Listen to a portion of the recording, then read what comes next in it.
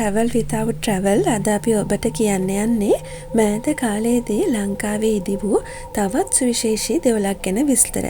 ඉතින් අපේ channel එක subscribe කරලා bell icon එකත් click කරලාම අපිත් එක්ක එකතු වෙන්න.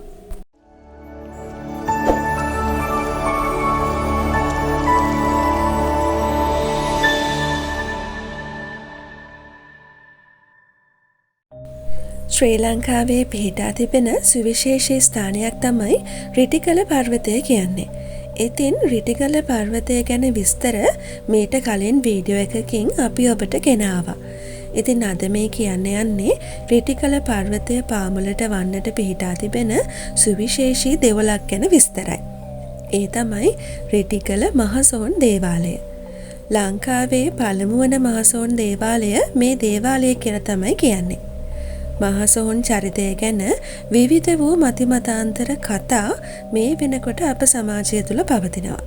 ඉතින් මේ වීඩියෝ එකෙන් අපි උත්සාහ කරන්නේ ඒ කතාවල සත්‍ය අසත්‍යතාවය හෝ මේ මහසොහොන් චරිතය වටා බැඳලා තියෙන කතා කියන්න නම් නෙමෙයි. ඒත් ඊටාම ප්‍රබල වූ තැනක් මේ මහසොහොන් චරිතයට අප සමාජයේ ලැබිලා තියෙනවා. ඒ වගේම මේ වගේ තැනුණු සුවිශේෂී දෙවොලක් ලංකාවේදී වෙන තැනක ඔබට දැක ගන්න ලැබෙන්නේ නැහැ. ඉතින් මේ සුවිශේෂී දේවාලයට ගියාම මේ මහසොහොන් චරිතය ඇතිවීමට බලපෑ කතන්දරය නිර්මාණය කරලා තියෙනවා ඔබට දැක ගන්න පුළුවන්. ඒ වගේම අපි වෙන කොහෙදිවත් වැඩි දකින්නේ නැති ගම්බාර දෙවියන්ගේ යක්ෂ අවතාරයයි කියන පිළිමයක්ද ඔබට මේදී දැක ගන්න පුළුවන්. ඒ වගේම වෙසමුණි රජුරුවන් නමින් හඳුන්වන පින්තූරයක්ද සොහොන් කඩවර දෙවියන්ගේ පිළිරුවක්ද කම්මිලි අවතාරයේ පින්තූරයක්ද මෙහිදී දැක ගන්න පුළුවන්. මේවා ලංකාවේ වෙන කොහෙදිවත් දැක ගන්න ලැබෙන්නේ නැහැ කියලා තමයි කියන්නේ. හැම අවුරුද්දකම 7 වෙනි මාසේ හරි අපූර්ව පෙරහැරක් මේ දේවාලය විසින් පවත්වනවා. ඉතින් මේ දේවාලය හැඳින්වෙන්නේ මහසොහොන් දෙවියන්ගේ ආශිර්වාදය සහ ආරක්ෂාව ලබා දෙන හාස්කමින් පිරුණු පූජනීය ස්ථානයක් ලෙසටයි.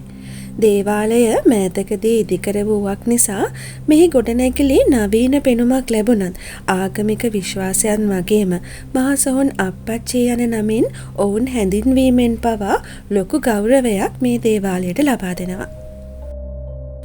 ඉතින් බොහෝ අය මෙතනට පැමිණෙන්නේ මහසොහොන් දෙවියන්ගේ ආශිර්වාදය හා ආරක්ෂාව පතාගෙනයි. ඒ ගැන ලොකු විශ්වාසයක් ඔවුන්ට තියෙනවා. ඉතින් රිටිගල පර්වතයට යන මාර්ගයේ පිහිටා ඇති මේ ලංකාවේ එකම මහසොහොන් දේවාලය දැක බලා වන්දනා කරන්න ඔබත් අමතක කරන්න එපා. තවත් වීඩියෝ එකකින් නැවත හමු වෙමු.